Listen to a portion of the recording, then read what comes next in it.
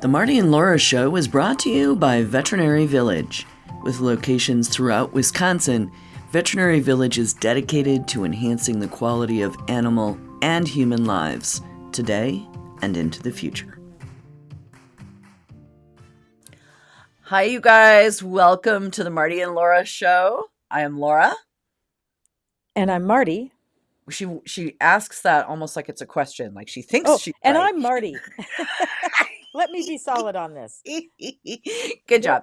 Excellent. There are 3 Dr. Martys in veterinary medicine that are sort of well known, and yes, I'm one of the 3. You're one of the 3. You're not the bad one. That's the important part.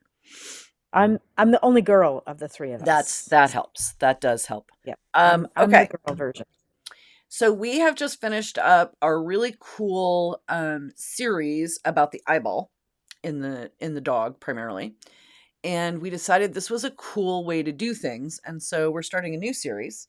And we just dropped like the first part of it over on Pure Dog Talk. So if you guys don't listen, you should go check it out there. We talked about congenital heart diseases. And today we are going to talk here on the Marty and Laura Show about the 2 most commonly acquired cardiac diseases in dogs.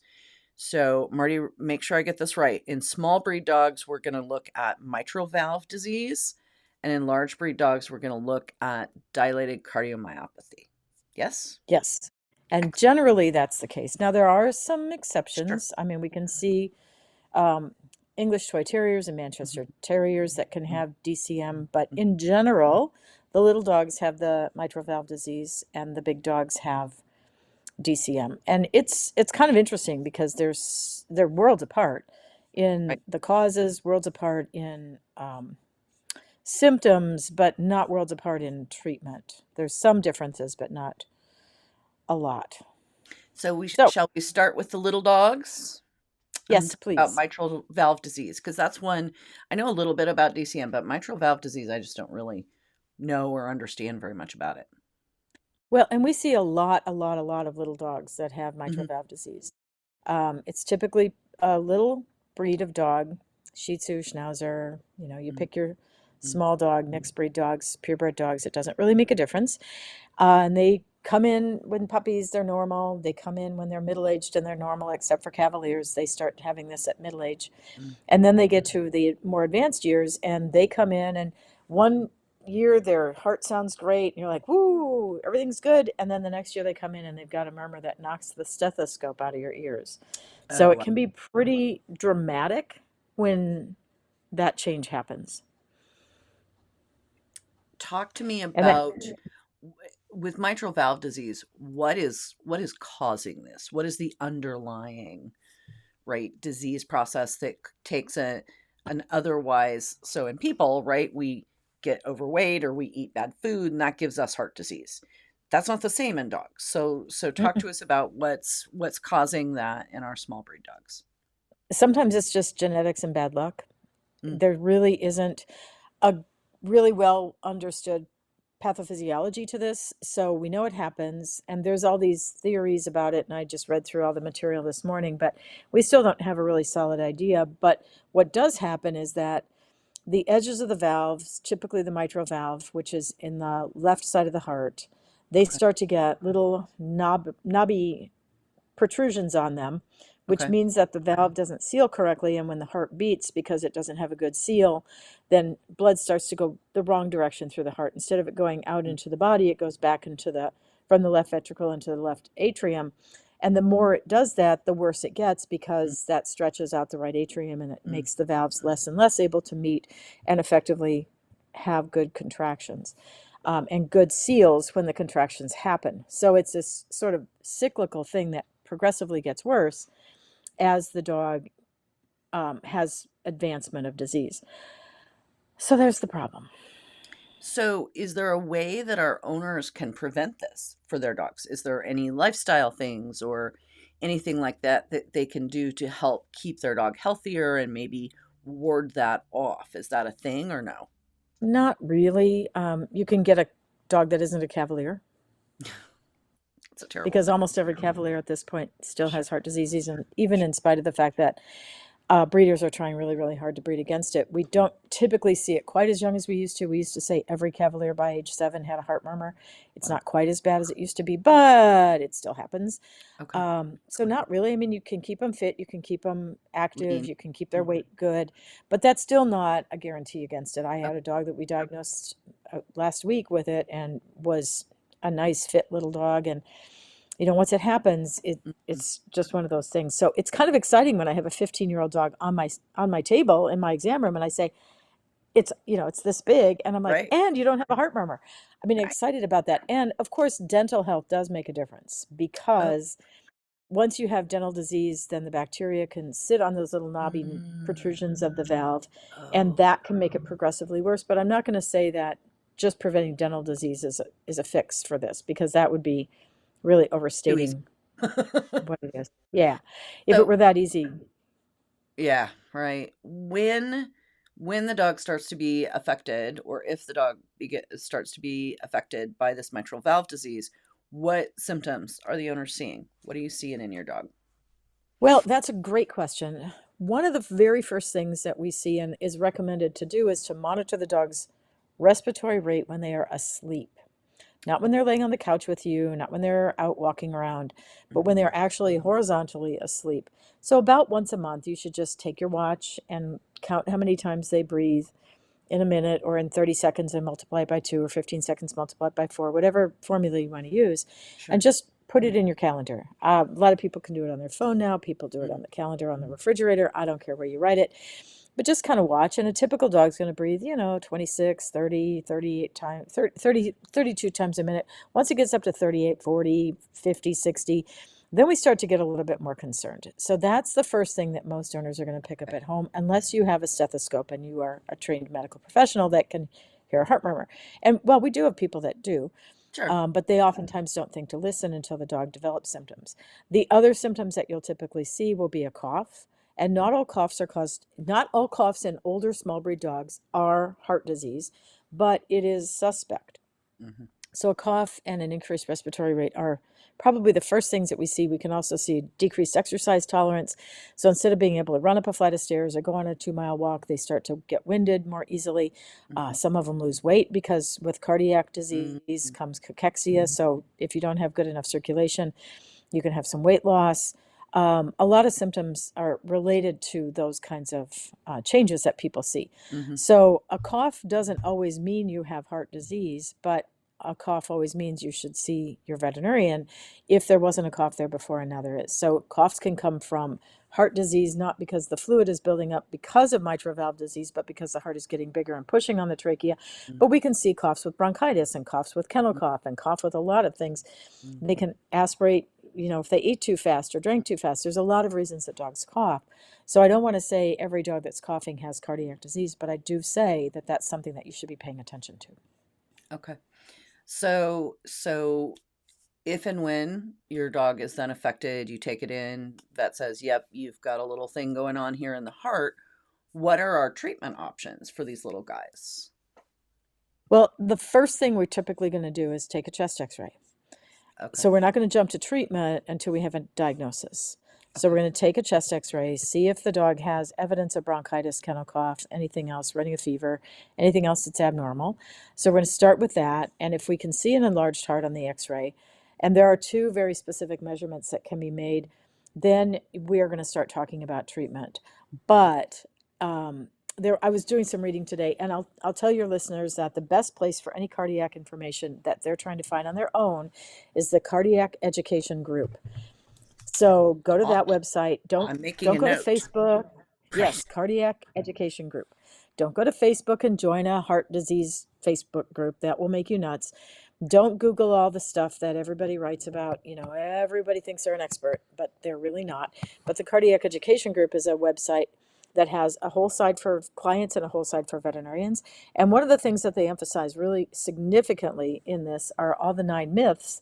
And one of the top myths is that your regular vet can't make this diagnosis. And of Mm. course, it's always great to see a cardiologist if you can and if you will, but you don't need to see a cardiologist to make the diagnosis, to start initial treatment, and to see how the dog does.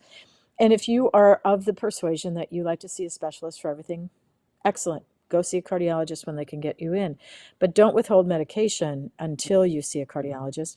And any veterinarian that can take an x-ray can make this diagnosis because it's pretty dramatic when the heart is enlarged. Okay. Now, the tricky part is to make sure that they're taking a measurement, because a lot of small dogs will have kind of a barrel-shaped chest and their heart will look too big. But what we do is measure the length and the width of the heart and compare it to the size of the vertebrae. So typically it should be under 10.5 vertebrae. If you add the length and the width together in centimeters, it should equal about 10.5 vertebrae, somewhat smaller for certain breeds than others. But that's a really good place to start, because not all dogs' chests are shaped the same. Not all dogs' hearts are the same size. So that way you kind of normalize it for the size of the dog.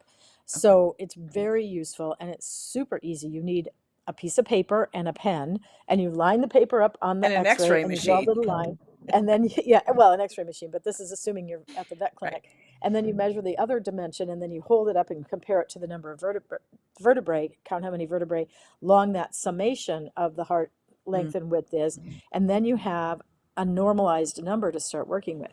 Okay. So there's also a VLAS, which is the measures the size of the ventricle, but that one's more recently been determined, and it's still a little bit harder to measure. But the vertebral heart score, VHS, is pretty simple. It works on cats, works on dogs. It's pretty easy to do, and pretty much any veterinarian that can take an x-ray can read this. And if they're not comfortable reading it, or in our case, and the case of a lot of veterinary clinics, we send all of our x-rays out for a radiologist to review. So it's not just us taking a look, because it's interesting what the radiologists pick up that we sometimes miss. Sometimes we get such focused tunnel vision that we see only the size of the heart, and we forget to take a step back and say, Right. oh, and by the way, did you see this? Did you see this liver over here? Yeah, exactly. And so that's the benefit of the radiologist, is we learn a lot from watching the radiologist reports come back and then comparing our thoughts on that x-ray with the radiologists. So don't hesitate to start treatment. Don't hesitate for your veterinarian to say, well, I'd like to see a cardiologist. And I think DCM patients really do need to see a cardiologist, because they have arrhythmias, and those are a little bit more difficult to manage. But the general rule of thumb is, so the advantage of the Cardiac Education Group website is it helps you sort of rate the severity of the murmur. And so they have stage A, stage B1, stage B2, stage BC, stage D. So it kind of gives you a framework to say, okay, if I'm in stage 1, I don't need treatment yet. That means I have a murmur. And not all murmurs end up having heart disease. So having a murmur That was means actually that my you have next question, right? Yeah. Right. So if you have a murmur, that's structural change in the heart, but having a murmur and having heart disease are not the exact same thing. So all dogs with heart murmurs have heart disease. All dogs, to an extent, but not all dogs are going to have the same version of it. So you start with the basics, and you start with just the really simple. I have a stage A. This is a dog that came in. It looks great, bouncing around the exam room. You put the stethoscope on. Oh yeah, there's a murmur this year. We didn't hear it before. You're probably in A. But if you come in with a cough, you come in with changes in respiratory function, you come in with a dog that can't exercise as well, any of those things, then those are all going to be starting to move up that list. And that's when we start talking about treatment. Now, treatment is kind of interesting, because there's a little bit of controversy about how early should we start some of these drugs. And do the early starts of the drugs diminish the chances that the dog is going to have serious heart disease sooner? And the answer is probably yes. Probably the sooner we start some of these medications, the longer the dogs survive. Now, when I got out of veterinary school, back when you had to ride a bicycle to run the x-ray machine because we didn't have electricity. I'm just Dinosaurs kidding. still roamed the earth. Yes, got it. So back in the old days, dogs used to live about 6 months from the time that they were diagnosed until the time that they succumbed to their heart disease. But now dogs are living 2 and 3 years with these new medications. So that's pretty exciting. It's interesting to me to be able to walk into the exam room and not say, well, digoxin, which is pretty toxic and it's easy to get to a toxic level, digoxin is not your only treatment choice. We have pimabendin, which has been on the market about 20 years. We have ACE inhibitors, which are angiotensin converting enzyme inhibitors. Those are going to be enalapril and benazepril. And those drugs, either pimabendin and benazepril and enalapril, can be very instrumental in keeping these dogs happy, feeling good, and surviving for a longer period of time. So significantly longer, like 2 years is, Yeah. because most of these dogs are already elderly when we diagnose them. They're probably already 13, 14, 15 years old. So if I Uh, say to you, well, your dog's Okay. going to live 2 more years and your dog's 15, that's not a bad That's prognosis. I mean, huge. Yeah. that's pretty good. So we have that, and of course we've had Lasix furosemide for many, many years. Hmm. So that one's not new, but we tend to use it a little bit later. And there are other diuretics we can use if furosemide is not sufficient. We can use spironolactone. Diet is kind of interesting because we used to put these dogs on a pretty profoundly low sodium diet, and now they're not recommending anything quite as profound until the dog gets into bigger trouble. However, if you have a little dog and you leave a bowl of pretzels on the coffee table, or you put your bratwurst down and you run to the bathroom and you come back and Right. the bratwurst is missing, or the pretzels are missing, that's a pretty high sodium load for a small dog. So that can be catastrophic for a little dog. But we don't have to withhold the sodium the way we used to. And in Yep. fact, we don't really want to make these foods so bland that the dog doesn't eat them because of the weight loss that we see with this. So we don't want our little heart dogs to be chubby, but we also don't want them to become too slim because we do see cardiac cachexia. So I think those are important things to realize. Okay. So those are kind of the basic treatments. And um, Pemabendin is kind of an interesting drug because it kicks in and works pretty quickly. A number of years ago, I had a technician who was working for me, and he had worked previously at an emergency clinic at about the time that Pemabendin came to market. And we had a little dog that came in that was, well, that's the other thing is you can see their gums turning pale or kind of a grayish blue when they're having trouble breathing. Yeah. And we had this little dog that came in distress with blue Mhm. gums. And I said, get a Pemabendin into him. And he's like, it's not going to help that fast. I said, get a Pemabendin into this dog now. You pop it down. It's an oral drug. To my Mm. knowledge, it doesn't come as an injectable. Popped it down the dog. And literally within 30 minutes, this dog's cardiac function was so much better that his oxygen levels were improving. So Oh my this God. drug can work really quickly. Now, when your dog gets into big trouble and the Pemabendin isn't working, and the Lasix isn't working, and the spironolactone isn't Hmm. working, and the ACE inhibitors aren't working, then we start talking about, okay, this is getting pretty serious. And on rare occasion, this can happen catastrophically. On rare occasion, we can have a dog that goes from pretty well compensated to decompensated quickly. And Mm. that's when chorda tendineae tears. And chorda tendineae are the little fibers that run from the valve to the side of the heart, inside the heart, to hold the valve so that they do this. Okay. And if that tears, then instead of them just going back into a neutral position, they flip outward and go into the wrong chamber, then we can have these dogs go acutely into failure. And Sure. those things can happen. Doesn't happen often, but it can. Okay. So there are additional treatments that can happen if you end up with a very serious crisis with your dog. You can put them in the hospital on oxygen. They can be put on sildenafil, which is Viagra. That helps with pulmonary hypertension. Got it. It's not just for guys. We can put them on nitroglycerin ointment. We can put them on amlodipine. We can put them on other things. And a lot of dogs with enlarged hearts do have a cough because the heart gets big enough to push Sure. on the trachea, and that irritates the trachea, and so these dogs cough. We can frequently put these dogs on a cough suppressant because that is irritating. Then we can put them on omega-3s, we can put them on CoQ10. There's some Mm. nutritional supplements we can use. So those are all really important things to know, is that it's not just you have a heart murmur and you're going to start this drug and that's static for the rest of the dog's Mm. life. It is, we can start with some nutritional things, we can start with some easy drugs, we can add the drugs as we need to as the dog gets through. If their heart disease becomes progressively worse, then there are some things that can be added. So don't just assume that the first round of treatment is the only thing your veterinarian can do for you.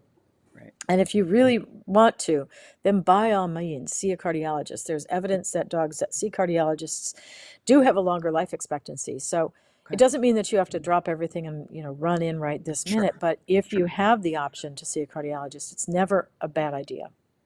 And they're not doing like open heart surgery on these dogs. No, This is just no, no. medication management. Yes. Okay. Yep. Yep. Now, on really rare occasion, and this happened to my puppy this week, as she was at the emergency or at the vet school for her PDA surgery, and they had a patient that came in with a heart rate of 30. That's a dog that needed a pacemaker. Now, that's an emergency, but this is not related to a heart murmur or dilated cardiomyopathy. This is a whole different syndrome that doesn't happen very We'll often. do It's next called time. yeah, it's called sick sinus syndrome. We'll come back to that. But Yeah. if you do have a dog with a profoundly low heart rate, pacemakers are a thing. They take them from people that don't use them anymore and put them into dogs. So That is it's pretty cool that they fantastic. recycle Okay, them. we're gonna have to do Yeah. a whole episode on recycled pacemakers because that's like a whole dive all by itself. Doggett simplifies the puppy buying journey by connecting families with the perfect breed and responsible, health-verified breeders.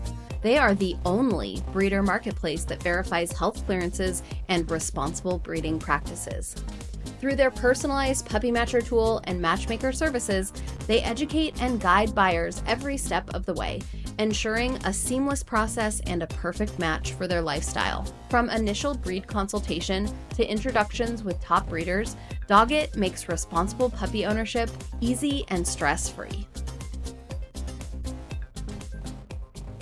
So that's our little guys. That's our little types. Yep. And I think the only thing I would add is this is just another reason why your small dog needs to visit your veterinarian at least once a year to do a heart check, get their teeth clean, do all of those things. Am Yep. I on this? Absolutely. And brush your dog's teeth. I can't Mm. tell you how important that is in oral health and how much that contributes to better health for their kidneys and their hearts. And people are like, well, I put powder on their food or I put this stuff in their water. I'm like, well, when you go to the dentist, what does your dentist tell you to do? They tell you to chew gum and eat cheese, or do they tell you to brush and floss? Well, they tell me to brush and floss. Okay, then don't you think you should brush your dog's teeth? I have one client that can floss her cat's teeth. So it can be done. That still just But amazes me. And yeah, for people who are not regular listeners, we can take you back to the episode with all yeah, of the details about doing dentals and brushing your right. dog's teeth. So, But brush your dog's teeth. It's not hard. I throw a towel on my bed. My dog lays on one side. I brush that side. I brush the other side. It's easy. You don't have to open their mouth. Please brush your dog's teeth. Please use a great toothpaste like Live Fresh. Please, please, mm, please brush your dog's teeth and your cat's teeth. That makes a got it. world of difference in their general health. So that's all we're going to say about dental health. Perfect. So now we get into the large breed dogs. Dilated cardiomyopathy is something that we Mhm. see in a variety of breeds. I've actually run into it in my own breed. Yep. Talk us through, because it's a different disorder of the heart. It is. And there's probably a better understanding of what causes this than we have about mitral valve disease. Okay. So I think that we know that there's three general causes for it. One is dietary, if they are taurine and or L-carnitine deficient. Hmm. So that's the nutritional cardiomyopathy. There is a drug that can cause it, but that's only typically dogs that have been on chemo. But there's a genetic cause, and then there's the one that's called idiopathic, meaning that we don't know what causes it. The genetic Yeah. breeds are Portuguese Water Dog, Irish Wolfhound, Great Dane, Newfoundland, Standard and Giant Schnauzers, Dobermans, Dobermans really commonly, Really and bad. Danes really commonly. Boxers really common, Welsh Springer Spaniel, and then Nova Scotia Duck-Tolling Retrievers and Belgian Shepherds, along with the Manchester and Toy English Terriers. So those are the And two I can small tell breeds. you it's in wire hair pointers too. It's Oh yeah, not super common, but it's out there. no, but it can happen. So that we know has a genetic basis, and they've got some suspicion that they can do DNA testing. Depending on who you talk to, the DNA test is accurate, not accurate. Depends Got on it. the breed. Great Danes, it may be X linked to the females. So it's definitely a thing. So you can DNA test these dogs, and these are the dogs that typically are the ones that are in breeding programs like the Dobermans and the Danes Mhm. that have echocardiograms done by a cardiologist before they're used in a breeding program to try and reduce the chances that you produce puppies that have it. It's not a guarantee. It's just the best ability we have right now to Mhm. prevent it.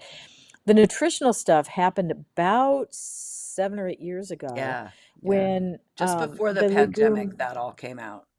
yeah, when the grain-free legume diets Mm. came sort of full force into the market, and people thought, oh, grain-free, that sounds great for my dog. I'm going to be gluten-free. I'm going to be grain-free. I'm going to have my dog grain-free. I'm going to have my cat grain-free.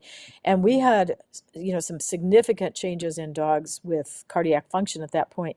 So we know golden retrievers, Newfoundlands, some of these breeds ended up with some pretty serious problems. And the first thing that veterinarians thought of when this happened was, oh, this must be nutritional, because we know taurine deficient cats develop cardiomyopathy. So Mm. back about 40 years ago, maybe 35, Paul Payan was a resident out in California and was doing some studies on cats. And we knew cats needed taurine to keep their retina function normal. Okay. But they didn't know taurine had to be at a high enough level. That was at a relatively low level. That's why cats shouldn't eat dog food, is that dogs don't need much taurine. But then they started to correlate that cats that were taurine deficient were also developing dilated cardiomyopathy. So they started adding larger amounts of taurine to the cat food, and that pretty much wiped out dilated cardiomyopathy in cats. We can still see the other kind of cardiomyopathy, the constrictive kind, but that pretty much wiped out dilated cardiomyopathy in cats. The hypertrophic we still see. So that's kind of cool. And when, as a veterinarian that knew that information, and when we started hearing about the dogs with a nutritional effect, we automatically jumped to the conclusion that taurine may be a component of that, and indeed it probably is, taurine and L-carnitine. So there are nutritional supplements you can purchase for dogs that have those in it. We can do blood levels for taurine levels to see if your dog's on a high enough amount of taurine in their diet, if you have a nutritional component. And I've seen dogs that have had nutritional cardiomyopathy see a cardiologist, be started on taurine and L-carnitine, and these dogs revert to a pretty normal cardiac function. So it is pretty freaking amazing when we can see that kind of nutritional support change how the dog's heart functions. So don't be messing around with a grain-free diet or a legume-rich diet or a homemade diet if you don't have to. It's Right. just it's asking for trouble. Yeah. So just simply don't do it. Now, if you have the bad luck to have a breed of dog that does have the inherited version, or worse yet, the idiopathic version, which we don't really understand, then we still have to deal with cardiomyopathies in some of these breeds. And because the dogs with cardiomyopathies have a tendency to have more arrhythmias or irregular heartbeats than the dogs with mitral valve disease, we typically like to see a cardiologist because managing those arrhythmias can be a little bit more of a challenge than just your garden variety heart disease. So I try to get people in to see a cardiologist if that's possible. If they have an arrhythmia, it may not always be possible. And the arrhythmia is the irregular heartbeat, and that's when those dogs will faint, pass out. Some of them, again, will die acutely because their heart just goes into such a funky rhythm that it can't circulate blood, and so these dogs can literally just die acutely. And those are very, very, very sad when that happens, because a lot of people are unprepared for that. And I've seen dogs, sometimes as young as 2, from really good breeders that have been absolutely, you assume are clinically normal, and then one day you just walk out and they're gone. So it can happen, and it's heartbreaking when it does occur. So don't feel like you're the only person that's ever happened to, and that you did anything wrong if that's the case. What is the heart doing in DCM that's causing these problems? It gets, instead of it being a nice strong muscle, it becomes flabby and weak, and so it doesn't contract well, it doesn't circulate the blood well, it doesn't have a normal pattern of contraction. That's the arrhythmia. Those you can pick up on an EKG at the veterinary clinic, but only if you're lucky enough to catch it at the time. And that's why some of these dogs go onto a Holter monitor, either pre-breeding before you put them in a breeding program, or if you do have a dog with heart disease, a Holter monitor is basically that 24-hour heart monitor that we can put on dogs. And the dog walks around with it on for 24 hours, then the information is collected by the unit, and then it's transmitted, downloaded to a cardiologist, and they can go back and tell you how many times during that 24-hour period did the dog have irregular rhythms. And then those dogs go on to the same drugs that we've just talked about for the mitral valve disease, plus a drug to control the arrhythmia. Okay. So that may be Sotalol, that may be other drugs. There's a whole array of human drugs that we use for this kind of stuff. Pimabendin is not a human drug. Flat out, this is a veterinary-only drug. It's pretty cool that we have a drug like that. But And so most you're of the other using cardiac that drugs, same drug from the mitral valve disease we're using on the DCM dogs. Okay. right, because it makes the heart beat more strongly, and the stronger your heart beats, the more effective your circulation is, and the better Got off it. you feel, the better off your exercise tolerance is. But yeah, most of those dogs go on to Pimabendin. And I was told, and I don't know if this is accurate or not, because I was told this probably 15 years ago, that Pimabendin is only on the veterinary side and never going to be on the human side, because when it fails, the person can die very acutely, and they don't want you driving a car when that happens. Fortunately, dogs don't drive cars. Unfortunately, they can still die acutely. And I've had that happen with dogs with heart disease. Person comes home from the grocery store, they carry in a load of groceries, they go back out to the car to get the second load, and the dog was great when they walked in the door the first time. They come back in the door 20 seconds later, and the dog is gone. So those things can happen, and it's heartbreaking when it happens. It's easy on the dog, because Yeah. they don't suffer. Yeah. They don't have a hard time breathing. They never go into distress. They never turn blue. They never end up in an oxygen cage. But oh my God, it's heartbreaking for you because you were There's, unprepared for that yeah, dog's just sudden loss. absolutely. Some of the worst, I think the worst things are that just drop dead heart attack type of situation and hemangio. Those are the Yeah. two, a burst hemangio where the dog's just gone. I know people that have experienced both of them, and it is just the most devastating because it is so sudden. Right, you're just unprepared, but Yeah. dogs don't typically have the kind of heart attacks that we think of as people having. So it is, in one respect, a heart attack because their heart failed. But on the other hand, it's a completely different mechanism. Right. And I've had a client in earlier this week that asked a question, and I think it's a really good one. And what one we discussed at some length is, can I do CPR and bring my dog back? And the answer is probably not, because their cardiac function was so poor that when it failed, they went into this very strange rhythm, or they just, their heart just finally couldn't beat strongly enough, consistently enough to keep the circulation going. So trying to bring them back with CPR is very, very unlikely. If they get electrocuted, if they, if some of those things happen, you might bring them back. But even in a veterinary clinic with a dog on an IV line, with a tube in their trachea, with a full staff, with all the drugs available, we frequently, most of the time, can't bring them back if they arrest. So I don't want people to feel guilty. I don't want them to feel like they should have done something more. I don't want them to think that they failed their dog. You're almost never going to have success with CPR on a dog or cat. So please, please, please, don't get bit, don't get hurt, and don't blame yourself for anything, because you probably weren't going to be able to change that. Yeah, that's a tough one. Yeah. It is. It just is.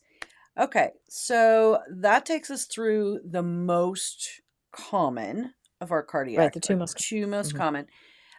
We're going to do a couple more in this series. So if people have any specific questions, if you want to know about a particular topic, drop us an email, right? Just shoot us an email and say, hey, I want to know about whatever it is, and we can help you out with that. Right. So we've done the babies, the diseases that babies have when they're born with murmurs, and then we've done the two most commonly acquired cardiac. Right. Yep. We've done the two most commonly acquired heart disease, DCM in big dogs, and mitral valve disease in little dogs. So I think we've been pretty comprehensive on the things most people are going to see. Are there some zebras? Oh yeah. Sure. But we've really talked about the most common ones. So the bottom line is, see your vet, get started on treatment. Yep. Pemabendin is not an inexpensive drug. The other thing that I want to mention is that pemabendin sometimes has to be compounded because it doesn't come in a size or a form that's easy for the dog. If it's a tiny little dog, it comes in tablets for little dogs and big dogs. But if you have a dog that's very tiny or hard to medicate, you can have pemabendin compounded. But compounding any drug, including pemabendin, because it's cheaper, is not okay according to the FDA. So don't balk at it. Just know that it's going to be a little bit expensive, but the improvement in quality of life and quantity of life with pemabendin is huge. And if your biggest problem is having to pay for 2 years of drug, but you got 2 years of life out of your dog that you wouldn't have any other way, just be thankful we have pemabendin on the market, and support the company that manufactures this product and all the other new drugs that come to market. Just like human drugs that are new on the market, they're expensive because it costs a lot of money to develop and a lot of money to test and show efficacy and safety. But thank goodness we have research that shows this kind of improvement. And we've actually, in our practice, been able to do some of the clinical trials for a lot of drugs. And I'll tell you, they are life-changing. So please don't balk at it. Just be thrilled that you have drug companies out there here in the country, in the US, that are willing to put the money into research. Absolutely. All right. Well, you guys, remember, like, share, follow. Catch us over on Pure Dog Talk if you have some more questions on other things. Otherwise, we will catch you again next week. Hey, friends. Did you know that the Marty and Laura Show website has a special page just for young animal lovers? Whether your child is meeting their first pet or already dreaming of becoming a veterinarian, Kids Corner is a place to explore animals through creativity, curiosity, and age-appropriate learning. Designed for young animal lovers and their families, these resources encourage empathy, responsibility, and a lifelong love of pets. Start off with a free coloring page. That's right, a new coloring page is available regularly. Download one free and check back often for new designs. And if you love that free page, take your coloring adventure further with the 10-page Color Me Pets coloring pack for just $5. Each page is filled with adorable, breed-specific dogs and fun educational prompts that spark creativity and curiosity.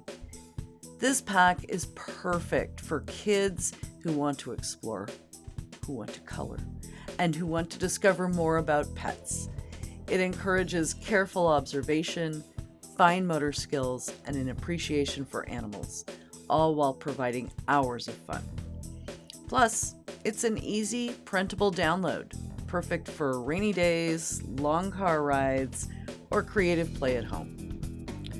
Artwork by award-winning artist Sandy Mesmer, the Color Me Canine Collection brings even more adorable pets and fun designs. Explore full coloring books available online through Sandy's shop link on our page. Visit martyandlaurashow.com/kids-corner to learn more. Thank you for joining us on the Marty and Laura Show. We're excited to bring you these unique, fun, fact-based conversations about pet health. We hope you'll join us on social. Stop by the website to sign up for an extra tip of the week for your pet. While you're at it, do us a favor, please, and leave a review wherever you find your podcasts. The Marty and Laura Show is produced by Pure Dog Talk, Inc., sound design and editing by Premium Audio Services.